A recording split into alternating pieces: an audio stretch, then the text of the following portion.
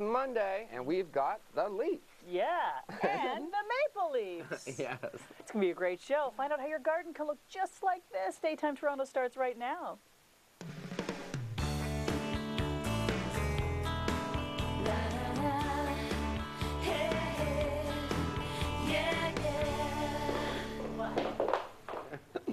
We have a great show coming up today. You saw all those plants, of course, in the teas. Well, we're going to be talking to the folks from Gardening from a Hammock. From a hammock. Oh, it's So basically easy gardening? Basically, it's about easy gardening. Finding the plants that are going to work in shade, in hard-to-grow areas that are easy to take care of. And so for people like me who do our best, we try so hard, and it never works. I murder plants. I'm a mass murderer of plants. And so I'm so thrilled to have these guys on because they're going to help those of us who are just like me actually get a garden that looks nice this year. And it's going to be non-stressful. So I'm very excited about that.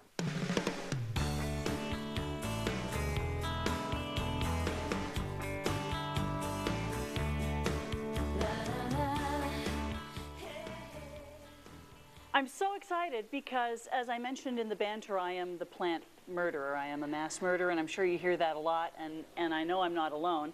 Going to the plant store is a source of stress for me. So we've got the co-authors of Gardening from a Hammock. Novack and Dan Cooper are here. We're going to learn how to minimize weeding, which plants work best in the shade, and for people like me who kind of forget about the plants that can survive neglect, right? Benign neglect. Benign neglect. Yes. Okay.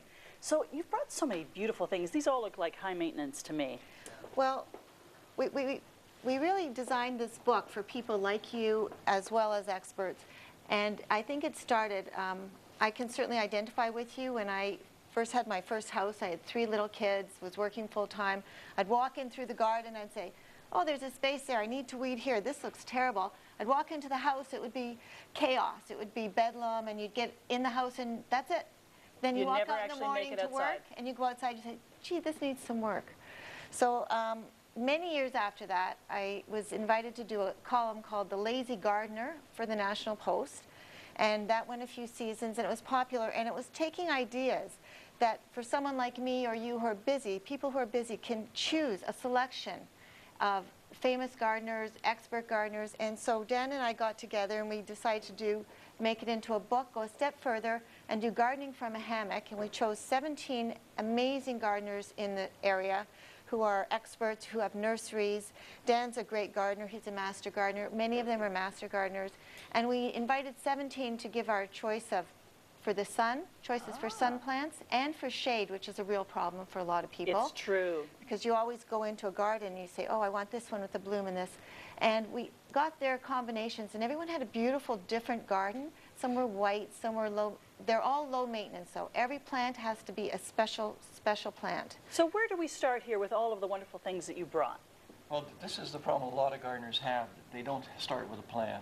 They go to the nursery like you go to the grocery store, and if you don't have a list or a plan, you buy things on impulse that you didn't need. And then you come home and you take this plant and you walk around the garden and you go, where will it fit? It's true. So when you say plan, what do you mean? Well, start with the book, Gardening from a Hammock, Yep. and there's a list of plants at the back with pictures and descriptions of how to use them and where to put them. And the experts will tell you the best position for these two, whether they're sun or shade. Okay. So you start with a plan, maybe a design, and once you have your list, then you go shopping and then you pick only the plants that are appropriate. So we've, for example, selected for today a lot of plants that are ideal for shade, the hostas, and one of the key points with picking a hosta Is this as well, a hosta? that's a giant That's hosta, a that's a giant good one. one. That's a new one called Sagai. And the key to this one in all hostas is to get leaves that are thick, waxy, and textured like this. They're slug resistant. Kind of like Glenn's skin on a Saturday morning. Look for that. A lot of people don't like hostas because they get eaten by the slugs. But if you pick some of these newer varieties that have thick, waxy leaves, they're not as susceptible to slug damage. Okay. And that's a key feature of all these plants. We picked plants that were not insect or disease susceptible. And they take up a lot of nice room. They're Some do and some don't. So they're the good ones our gardeners picked, and they're all in the back of the book. There's a botanical reference guide which lists every Love single that. one, so you can pick and choose. But the ones that were chosen by our gardeners are ones that are tell you if they're small, if they're colorful, but they usually have a number of elements about them. Okay. One of the key features, too, in the book is a lot of the experts recommended getting rid of your lawn because the lawn takes a lot of water, takes a lot of fertilizer, takes a lot of work to mow it, and then you're contributing to pollution as well. So several of them recommended a sedum lawn. These are all sedums down here. Oh. There's all different varieties, shapes, sizes, and colors. Some of them have flowers. But look at the texture on some of these plants. They're just gorgeous. And this would be instead of grass? Yes. Instead of a lawn. Really? Yes. And at Sheridan, they have all kinds. I mean, you can get all colors, come out all different years. And all these plants, by the way, are from Sheridan. You can get them there as well as our book. But there's steppables as well as sedums. So you can get different, depends what your garden's like. Cool. Okay. Right on. I like that idea. No more mowing. Now, I had a hard part about shade. I could never get anything that looked good in the shade. And Dan has lots of solutions for this. Yeah, shade's tough. Yeah. Where do we start? And a lot of people think you have to have flowers all the time for a garden. But in fact, there are a lot of shade plants that have beautiful colors in their leaves. Look at this Solomon seal here. It's a variegated Solomon seal. It's actually scented as well. Oh, wow. These are all plants. This is a Euonymus. These are all plants that will grow in the shade. And you don't need flowers to have a beautiful garden. It's true. Look at the punch of color that would give. Yeah. And then if you contrasted that with this Simicifuga, this is a bugbane. This grows about 3 feet high, and it has a tall plume of white flowers in the fall. So the contrast in color, in leaf shape, and size is wonderful. Brilliant. And then also, you can have flowers at different stages. So you'd pick some that bloom in the spring, like that bleeding heart over there, Dicentra. Maybe the epimedium, which blooms in the spring. It's got white, delicate flowers. And then you have some of these that bloom later in the summer. So you can have continuous colors throughout the season. And then later on, you might get some of the hostas, right? Is that what you were pointing hostas at? will bloom later, yeah. Okay. And But the a astilbes. lot of people even cut the flowers off the hosta. And we Oh, also the have all the astilbes, yeah. astilbes that come in all the different colors. And it's combining different heights, these, too. and different heights, yeah, it's combining them. You have to know what the plant is going to look like after it's grown for a bit to know where to put it. Is that right? That's right. That's And right. in the book, it'll tell you the size it grows in terms of height and width. So you've got a good idea of how much space it's going to take. You really have to think like a designer.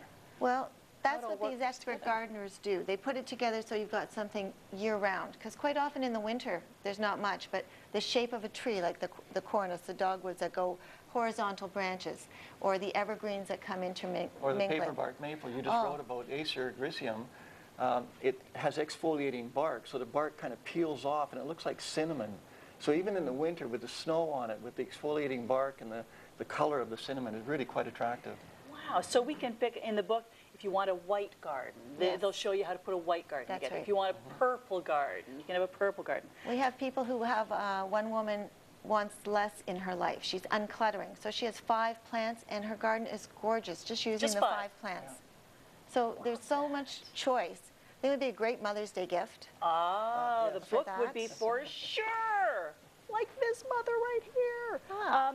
And in terms of what we should be doing with our gardens right now for prep work, here we are, beginning of May. What do we need to be doing? Well, go back even further than that.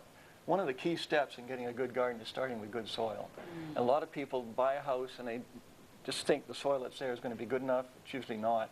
So buy good triple mix, add some compost. Every year add more compost. You can take shredded leaves and put that in your garden. That's one of the key points to getting a good garden, starting with good soil. Then do your design, do your plan, then go out shopping. Okay. Love it. All of this info is in Gardening from a Hammock, and you go to the website too, gardeningfromahammock.com. Thank you both Thank you so so much. much. Thank you. Love this book. This is my new gardening Bible. And now